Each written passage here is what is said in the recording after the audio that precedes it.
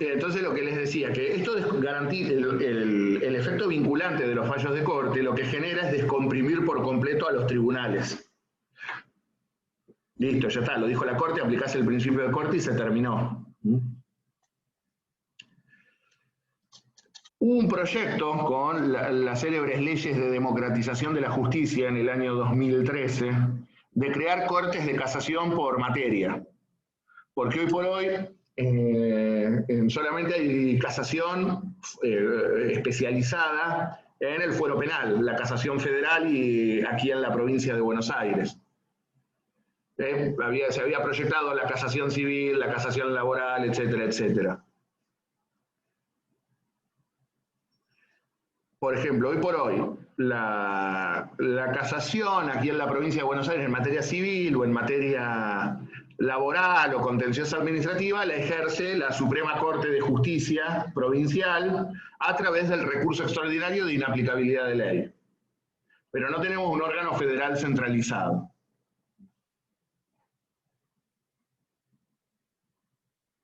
¿Se entiende cuál es la idea de la casación? Sí. Es unificar los criterios, la interpretación de los códigos. Y esta función o se la das a un órgano específico o, en este caso, decidieron dársela a la Corte.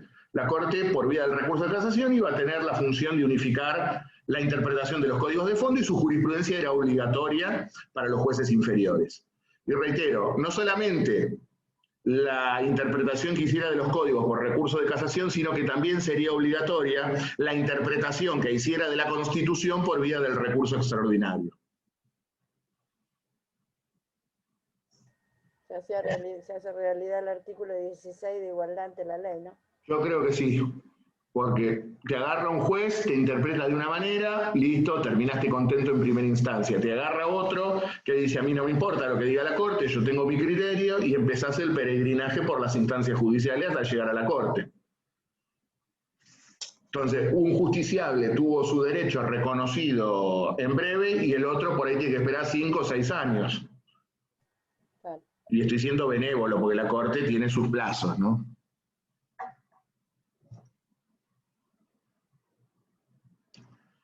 ¿Algo más de la Constitución del 49? Por mi parte, no. ¿Alguno más que tenga alguna duda del 49? No. No, yo no. Bien, entonces si les parece vamos a la del 57. Sí. Vamos. ¿Alguna pregunta con respecto a esto?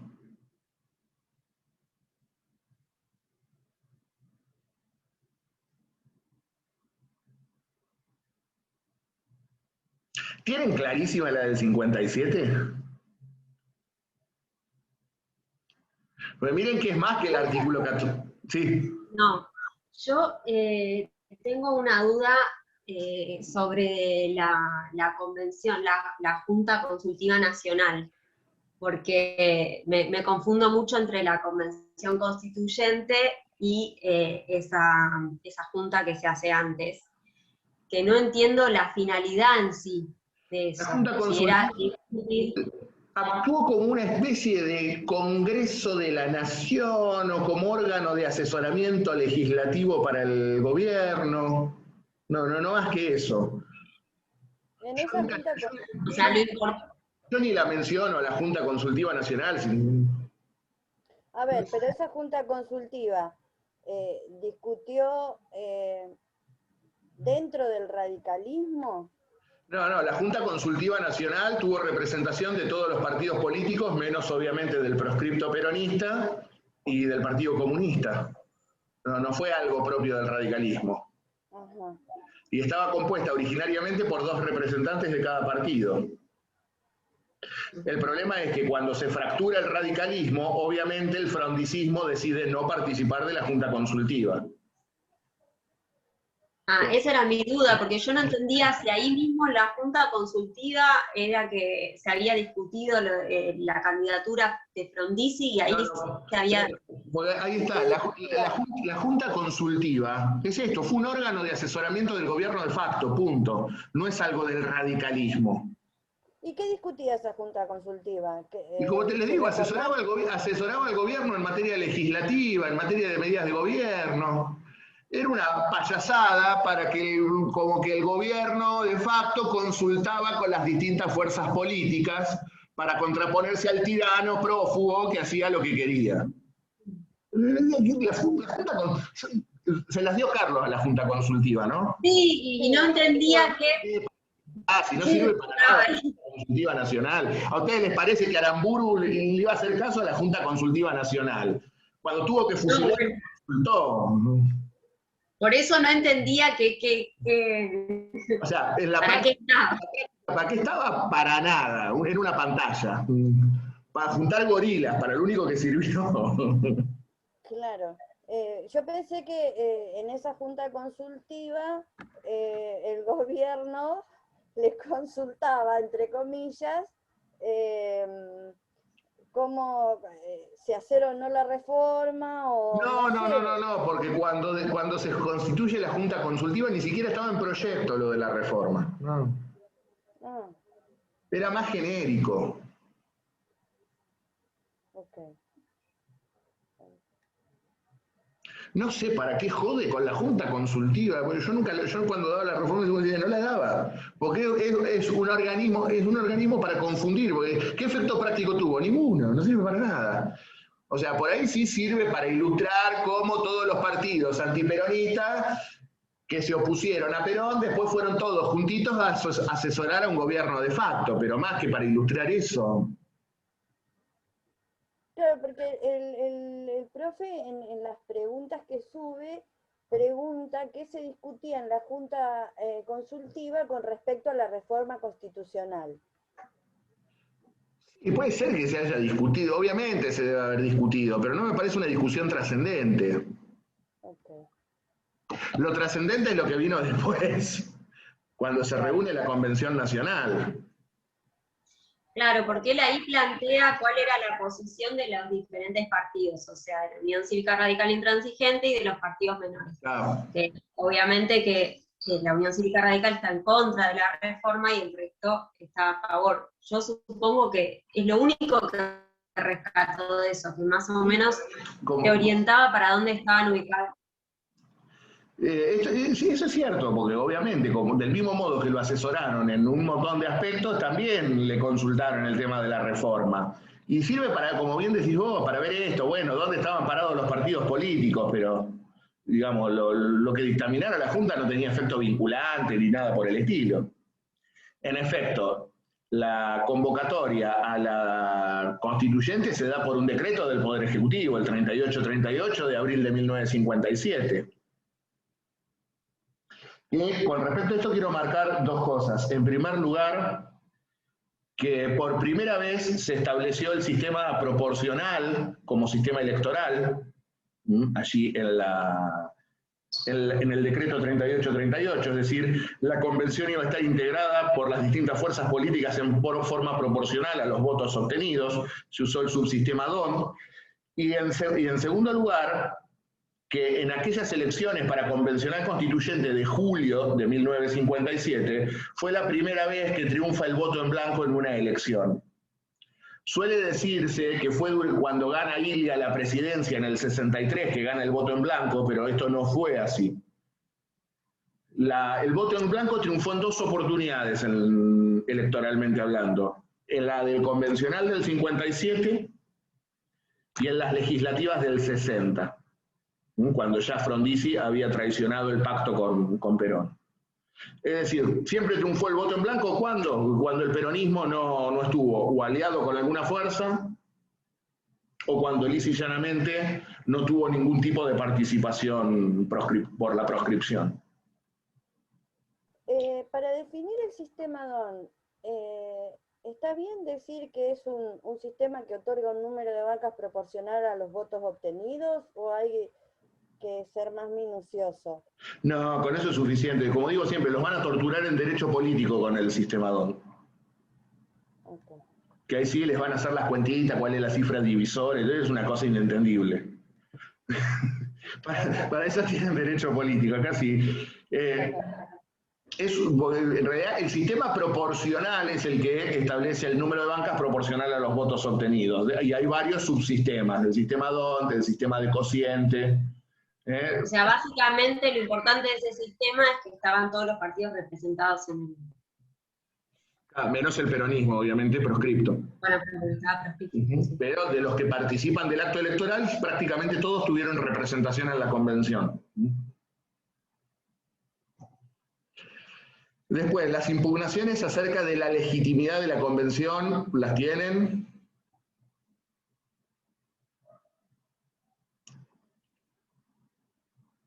Sí, pero es bastante largo esto. No lo escuché, ¿qué es lo que preguntó? Es así, recuerden ustedes que la UCRI, es decir, la Unión Cívica Radical Intransigente, hace campaña en contra de la convención. Fue la fuerza política que obtuvo el mayor número de bancas, 77 bancas, y días previos a la primera sesión preparatoria, se discute en el seno del bloque de la UCRI qué postura adoptar. Y encabezados por Oscar Allende, el convencional por la provincia de Buenos Aires, se va a decidir abandonar la convención. Y en la primera sesión preparatoria, precisamente, la UCRI concurre a la sesión. Lo que pasa que, claro, en tanto primera sesión preparatoria, ¿qué es lo que se hace? Se le toma juramento a los miembros electos, se forma la comisión de reglamento para dictar el propio reglamento y poco más. La UCRI lo que decide es esa sesión usarla como acto político, por decirlo de alguna manera. Porque Oscar, cuando se está pasando lista a los miembros presentes, Oscar Allende solicita el uso de la palabra. Como no había reglamento todavía sancionado, no se lo pueden impedir, y allí es cuando Allende sostiene, mire, nosotros estamos acá en carácter de ciudadanos argentinos, no de convencionales. Deja sentada la postura de por qué la UCRI se oponía a la convención y se retiran. Los 77 convencionales de la UCRI se van, no participarían de la convención.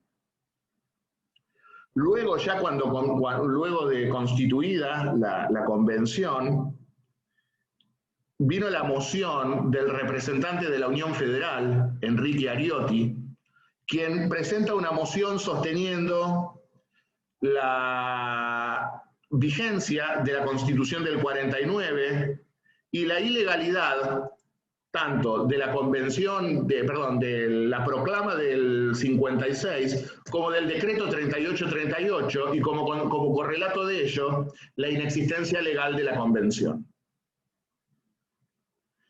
Cuando solicita el uso de la palabra para fundar su postura, se le impide el uso de la misma y por lo tanto decide abandonar la convención. Se seguía bajando gente del barco. Luego hubo una postura similar presentada por los representantes del Partido Laborista, Cipriano Reyes y Ricardo Obando, y también una postura similar presentada por el convencional del Partido de los Trabajadores, Carlos Degui. Obviamente estas mociones fueron rechazadas.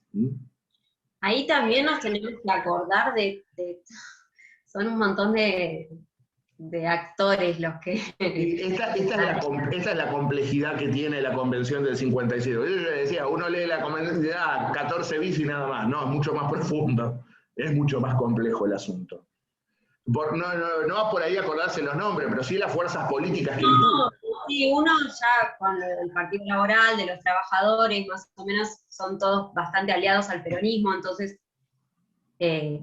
interpreta bien por ahí, pero los nombres son un montón y como que uno empieza a confundirse. Y la otra cuestión es, cuando se constituye la convención, el Partido Socialista discute si una convención constituyente podía estar limitada en su funcionamiento por un decreto del Poder Ejecutivo. Nosotros como convención no podemos estar limitados por un decreto del Ejecutivo. Como se dan cuenta, a nadie se le ocurrió decir, muchachos, acá no hubo congreso, no hubo nada, un milico por decreto convocó una convención.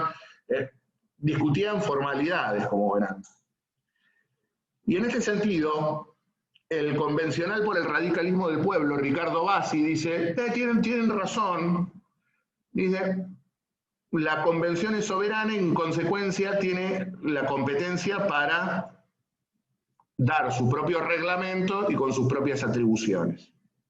Y en consecuencia la convención dicta su propio reglamento reproduciendo textualmente el decreto 3838.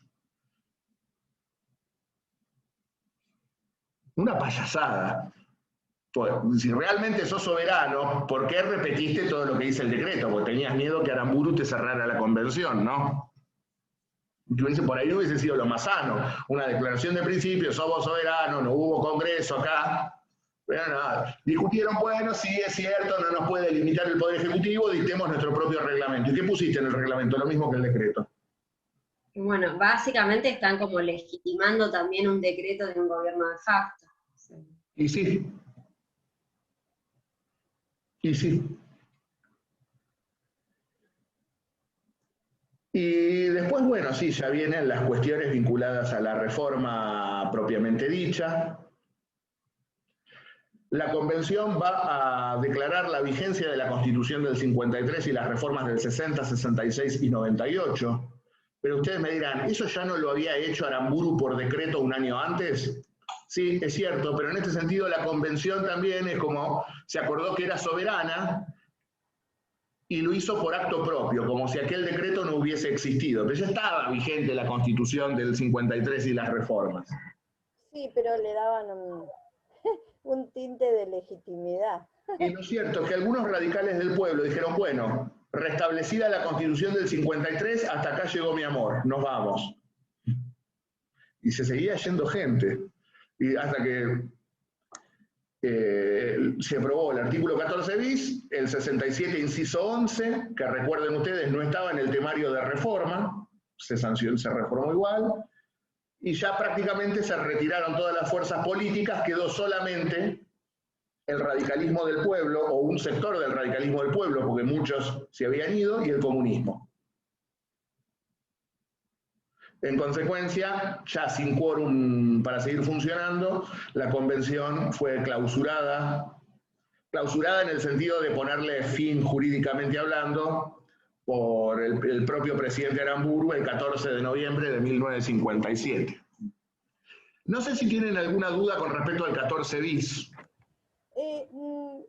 Las diferencias exactas que hay entre este artículo digamos, con respecto a los derechos del trabajador y todo, el 14 bis del 49 a la del 57. Es la huelga. La organización sindical libre y democrática. También, sí. Te voy a ser sincera, nunca me puse a comparar ambos artículos. Ajá. ¿Para qué te voy a mentir, verdad? Yo lo que anoté es que también una diferencia grande es que en esta los derechos de seguridad social es como que el Estado es el encargado de asegurar esos derechos. ¿En cuál? ¿En la del 57? Claro, que antes no eran, o sea, no era una obligatoriedad del Estado otorgar esos derechos, Es cierto. cumplirlos. Eso es cierto. Después también es cierto que el artículo 14 bis habla de reparto de las ganancias con control en la producción, de la cual el 49 no decía prácticamente nada. No, eso también sí. También es cierto que la Constitución del 49 de los derechos gremiales no decía prácticamente nada tampoco. Digamos, es el segundo párrafo del 14 bis el que claramente establece que son derechos gremiales. Es como que el artículo 37 de la Constitución del 49 mezcla todo en ese artículo 37 de 10 incisos. La del 57 en este sentido fue más prolija, por decirlo de alguna manera. En su primer párrafo, los derechos individuales del trabajador, en el segundo párrafo, los derechos gremiales, y en el tercer párrafo, los derechos de la seguridad social.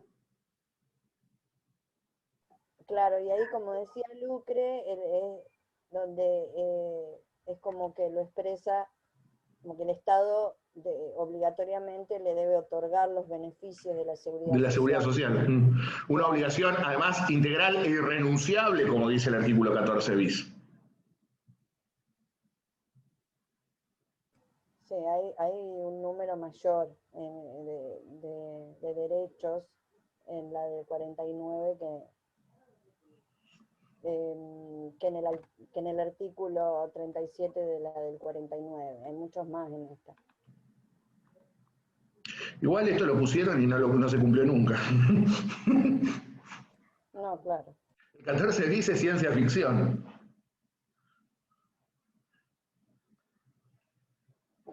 Lo que tiene que quedar claro es que el derecho de huelga está consagrado como derecho colectivo, es decir, como derecho gremial, no como derecho individual de los trabajadores. Es decir, uno está legitimado para hacer huelga en el marco de una huelga declarada legalmente por un gremio con personería gremial y siendo parte de ese rubro de actividad. Yo individualmente no puedo decir, hoy no tengo ganas de dar clase, hago paro. Yo puedo adherir a un paro declarado por mi gremio, pero yo individualmente no puedo decir, hago paro. ¿Se entiende cuál es la idea? Sí, sí. Obviamente, después uno individualmente, como trabajador, puede decir, adhiero o no adhiero al paro. Pero el que está legitimado para declarar la huelga es el gremio.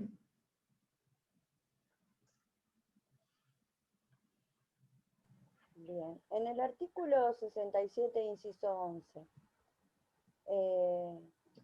es el que se refiere a la facultad del Congreso de dictar códigos. Sí. O sea que se le agrega que, en este inciso se agrega que debe dictarse el Código de Trabajo y de Seguridad Social. Pero Exacto. Que todavía no se dictó, ¿no? Hubo un intento en 1904, pero... Sí, pero eran previos a la reforma. Sí. No, la legislación laboral, esto no quiere decir que no exista el código, que no exista la rama del derecho. No la tenemos sancionada, no la tenemos codificada en una única norma, pero tenemos por un lado la ley de contrato de trabajo, la ley de riesgo de trabajo, nunca me salen los nombres, se nota que no hago laboral, y las distintas leyes que regulan estas cuestiones, pero no significa que no están concentradas en un solo acto, en un único cuerpo normativo. Claro, no están como el Código Civil, el Código Penal, así, no hay un código. No, podemos compararlo con las leyes constitucionales de la provincia en la época de Rivadavia. No teníamos una constitución provincial, no estaba todo en un único libro, en un único acto. Pero teníamos una ley del Poder Ejecutivo, una ley del Poder Judicial, una ley del Poder Legislativo. Acá lo mismo, no tenemos un código de derecho laboral, pero sí hay todo un cuerpo normativo dedicado al derecho laboral. Okay. Irigoyen había propuesto un código, ¿no? Que no fue aprobado tampoco. En 1919, que luego fue adoptado por Italia como legislación laboral. Ah, sí. Y nosotros no lo aprobamos. No, el Senado conservador se lo bochó a Irigoyen. Como los conservadores, todo con Irigoyen, le bocharon todo. Y cuando iba a tener mayoría en el Senado, lo voltearon.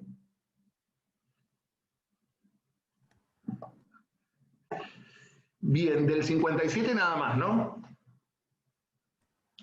Por mi parte, no.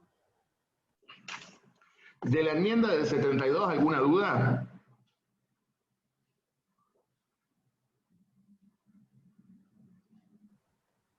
Me parece que no. Básicamente introdujo reformas en la parte orgánica, recuerden ustedes. Sí. Y que fue de la mano de la ley 19.862, que es la que reguló el sistema electoral. Básicamente lo más importante de la enmienda del 72, primero, que fue dictada por un gobierno de facto en ejercicio de poderes revolucionarios por vía autocrática, que primero dicta una ley declarativa fundamental estableciendo cuáles eran los puntos que debían ser modificados, y luego el estatuto fundamental por el cual efectivamente reformó la Constitución. Y recuerden que establece la unificación de los mandatos populares, diputados, senadores, presidente, durarían 4 años, todos elegidos por elección directa, y tanto para las bancas en el Senado como para el presidente y vicepresidente establece el sistema de balotaje. Es decir, para acceder a las 2 bancas o para ser presidente y vicepresidente debía superarse el 50% de los votos positivos válidamente emitidos. ¿Qué significa esto de votos positivos válidamente emitidos? Que no se cuentan los votos en blanco, los votos impugnados. Porque siempre está circulando esa leyenda urbana de que votar en blanco significa votar al ganador porque los votos en blanco van al ganador. El voto en blanco no va ni al ganador ni al perdedor, es voto en blanco.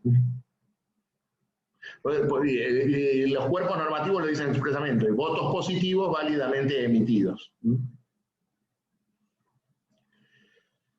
Y después recuerden que suprime la elección intermedia, no hay renovación parcial de las cámaras, los diputados y los senadores empiezan con el presidente y terminan con el presidente. Se introduce como novedad el jurado de enjuiciamiento de magistrados para destituir a los jueces inferiores a la Corte. Jurado compuesto, no interesa en qué número, pero que estaba compuesto por legisladores, abogados de la matrícula federal y jueces federales. Luego esto fue emprolijado por la reforma del 94. Y después hay algunas cuestiones referidas a las atribuciones del Congreso y del Poder Ejecutivo.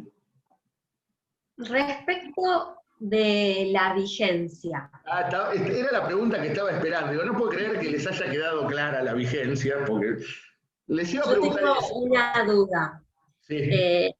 Supuestamente regía hasta el 24 de mayo del 77 y tenía que ser ratificada o derogada por una convención constituyente. Sí. Y si no pasaba esto, se extendía hasta el 81. Exacto. A ver, el artículo, el propio estatuto establece la vigencia temporal de esta enmienda. Era un artículo que estaba medio enroscado, como estaba formulado. Enroscado no, es inentendible directamente. A ver si se puede explicar así. Estará vigente hasta mayo del 77, pero si una convención constituyente no la incorpora a la Constitución o la deroga en forma parcial o total antes del 76, su vigencia se traslada automáticamente a mayo del 81. Sí. No entiendo por qué una convención constituyente y no el Congreso. Bueno, Congreso no había en ese momento. No, pero además estamos hablando de una reforma, entonces la reforma la tiene que avalar una convención, no la puede avalar el Congreso. No, pensé que automáticamente estaba dentro de la ley. No. Miren, esto es discutir el sexo de los ángeles. Porque antes del 25 de agosto del 76 pasó algo. Claro, tuvo el golpe y esto quedó todo. ¿Ustedes se imaginan que alguien le iba a decir a Videla, no, mirá, tenemos que ver qué hacemos con eso? Se terminó. Lo que nos queda claro es cuando se convoca a las elecciones generales en octubre del 83, cuando vuelve la democracia, se lo hizo de acuerdo a la de 53-60. Claro. Nadie tuvo en cuenta eso, con lo cual todos interpretamos que caducó formalmente en el año 81, tal como decía el artículo 4. Pero sí es así, rige hasta el 24 de mayo del 77, pero si una convención constituyente no la incorpora o la deroga definitivamente antes de agosto del 76, se mantiene hasta el 81. Una cosa demencial, inentendible, para que la discutan los teóricos, nada más, verdaderamente. Tal cual. O sea, entonces en el 83 ni se la tiene en cuenta. Cuando se llaman elecciones, la convocatoria se hace en base a la Constitución del 53, con la reforma del 60, 66, 98 y 57, ¿o no? Sí. Está bien. Por eso fíjense que después repasen el PowerPoint que yo les pongo, que en la ficha le pongo, miren, las leyes con las cuales se convoca elecciones generales para el año 83 derogaron el sistema electoral y lo hicieron bajo el amparo de la Constitución del 53-60. Cuando Alfonsín asume la presidencia en 1983, lo hace bajo la vigencia de la Constitución del 53-60. Entonces, más allá de lo que diga la norma expresamente, y la verdad, perder tiempo estudiando esto no tiene mucha lógica, sinceramente. Por ahí Carlos es más hincha pelota con esto. A mí, la verdad, esto no lo pregunto, la verdad, porque no tiene sentido preguntarlo, ¿verdad? Si fue en el 75, si fue en el 76, si fue en el 81, hubo un golpe de Estado y se llevó todo puesto. ¿Qué vamos a estar discutiendo hasta cuándo rigió, hasta cuándo no rigió? Pero nos va a tomar Carlos. Sí, supuestamente nos dijo que con que digamos en el 81 es correcto, ya está. Sí. Yo tenía una duda, no sé si me la confundo con la parte de elección de senadores con la del 94. La lista incompleta era en el 94, ¿no? Y acá también, dos bancas. Acá también. Para que el que obtiene más del 50% de los votos y una banca para el que sale segundo. Porque acá se incorpora el tercer senador por la minoría. La diferencia entre este Senado y el del 94 es que no se pide mayoría absoluta, el que gana se lleva las dos bancas, acá se requería más del 50% de los votos, por eso en el año 73 hubo una doble vuelta en Capital, que como digo, en el único distrito donde pierde el peronismo es en Capital, De la Rúa gana la elección para senador, en balotaje. Entonces esta es la única diferencia, el sistema de elección y la duración. 4 acá, 6 en el 94. Y acá no iba a haber renovación intermedia, y sí en el 94, por tercios cada 2 años. Mi pregunta es, en la primera elección legislativa, o sea, ¿cómo elegís a quién sacás en la renovación? No, vos tenés un mandato. Eso es por sorteo. Ah. Por ejemplo, vos elegiste la Cámara entera en el 83, ¿sí? Sí. Bueno, en el 85 hay que sortear cuáles son los que se van. Para empezar ahí sí, la renovación propiamente dicha. Pero esto pasó lo mismo con la Constitución del 53, cuando es elegido Urquiza en el 54 y se constituye el primer Congreso. Hubo que sortear los que se tenían que ir en el 56, hasta que ahí sí empezás a renovar. Y esto pasó también con el Senado en el 2001, porque el Senado se eligió por primera vez por mandato popular en el año 2001. Recuerden ustedes, la reforma es del 94, pero una cláusula transitoria estableció que recién en el 2001 se iba a renovar todo el Senado. Se elige todo el Senado por voto popular por primera vez en el 2001. Bueno, hubo que sortear cuáles eran los senadores que iban a salir en el 2003 y cuáles eran los que iban a salir en el 2005. ¿Y ese sorteo es proporcional por banca, por partido o es al azar? Es al azar. En el Senado se lo hace por provincia. Eso iba a decir, por provincia. El Senado de provincia, bueno, elegimos todos en el 2001. Bueno, en el 2003, pónganse, se van los de, no sé, Mendoza, Jujuy, La Pampa, Misiones y alguna otra. En el 2005 se van los de Buenos Aires, los de Santa Cruz y los de acá. Y están los que llegaron vivos al 2007. Eso es así, cuando se empieza de cero, para las renovaciones parciales, hasta que entra el engranaje, se sortea.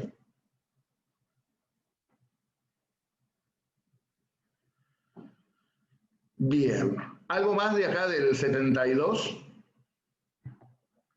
Si bien no es de la Constitución propiamente dicha, recuerden quiénes fueron los dos presidentes elegidos bajo el imperio de esta cosa.